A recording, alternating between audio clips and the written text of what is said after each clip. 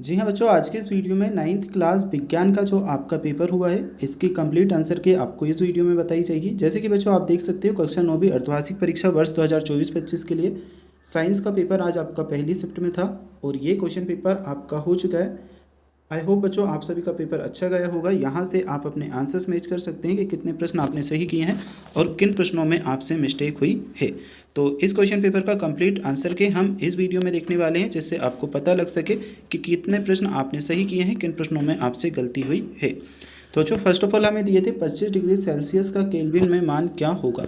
Options में बच्चों हमें 4 ऑप्शन दिए गए थे, 288, 298, 300 और 273।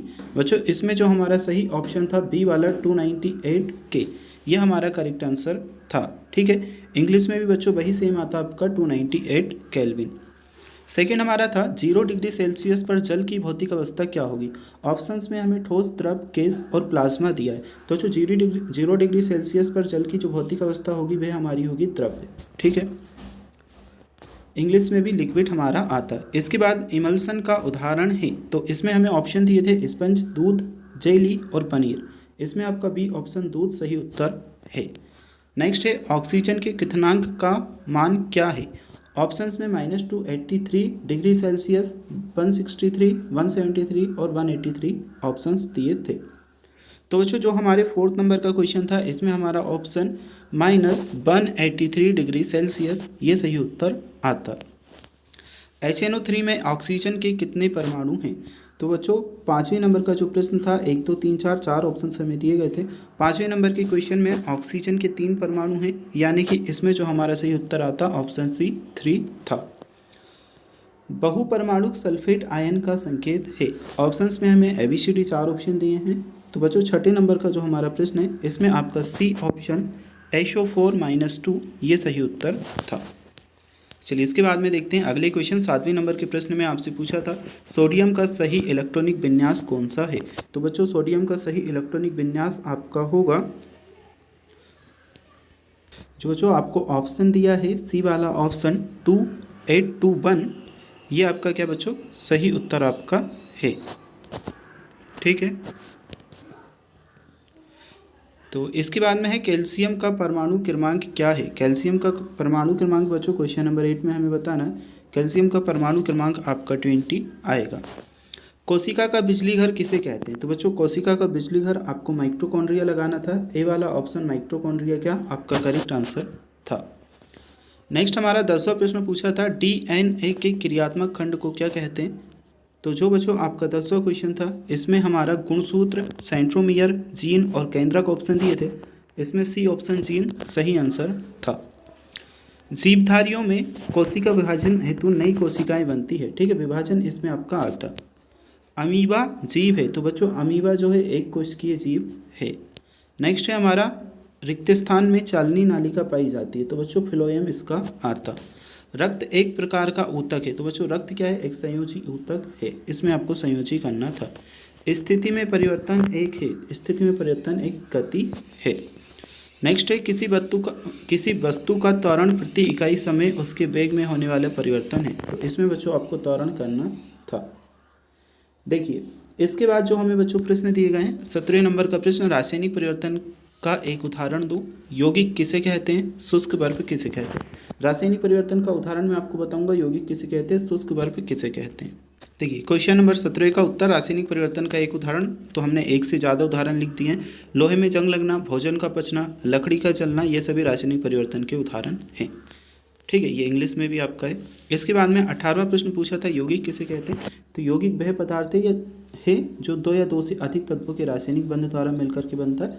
उदाहरण है यहाँ पर H2O। ठीक है, फिर 19वां जो हमसे प्रश्न पूछा गया था शुष्क बर्फ किसे कहते हैं। ठीक है, 20वां तो जमाए हुए कार्बन डाइऑक्साइड गैस CO2 को शुष्क बर्फ कहते हैं। सिंपल से आप लिख सकते थे कार्बन डाइऑक्साइड को शुष्क बर्फ कहते हैं। इसका उपयोग ठोस कार्बन डाइऑक्साइड को, ठीक है, इसका उपयोग ठंडा रखने के लिए किया जाता है। फिर बच्चों इसके बाद में आपसे क्वेश्चन पूछे थे लोहे की अलमारी कमरे के ताप पर ठोस है, कारण दो। ठीक है, इसके लिए कारण देना था। संयोजकता इलेक्ट्रॉन किसे कहते हैं, समपरासरी विलयन किसे कहते हैं। बच्चों इनके उत्तर भी हम देखेंगे। वेग किसे कहते हैं, गुरुत्वीय त्वरण का मान हमें लिखना था, गलनांक को परिभाषित करना था, टेंसर आयोडीन में विलय कौन है, हाइड्रोजन के समस्थानिकों के नाम देने थे, समस्थानिकों के 3 उपयोग लिखने थे, चाल और वेग में अंतर लिखना था, गति का तीसरा समीकरण लिखना था, दाब किसे कहते हैं, किसी वस्तु के द्रव्यमान तथा भार में क्या अंतर है, परमाणु द्रव्यमान इकाई को परिभाषित करना था, नाइट्रिक अम्ल के आणविक द्रव्यमान का परिकलन करना था, सूत्र लिखना था एल्यूमिनियम क्लोराइड और सोडियम सल्फाइड का। तो जो प्रश्न क्रमांक 20 से सभी जो प्रश्न हैं इनके उत्तर आप यहाँ पर देख सकते हैं। लोहे का गलनांक कमरे के तापमान से अधिक होता है। लोहे के अणुओं के बीच आकर्षण बल मजबूत होते हैं जिससे कमरे के तापमान पर ठोस अवस्था में रहता है। ठीक है, ये 20 नंबर का क्वेश्चन। फिर संयोजकता इलेक्ट्रॉन किसे कहते हैं? तो संयोजकता इलेक्ट्रॉन वे इलेक्ट्रॉन होते हैं जो परमाणु के बाहरी कक्षा में होते हैं और रासायनिक बंधन में शामिल होते हैं। इसके बाद में समपराशरी विलयन किसे कहते हैं? तो समपराशरी विलयन वह विलयन होता है जिसका ऑस्मोटिक दबाव शरीर के द्रवों के समान होता है, अर्थात जब यह कोशिका के संपर्क में आता है तो यह कोशिका को सिकुड़ना या फैलने में नहीं रोकता।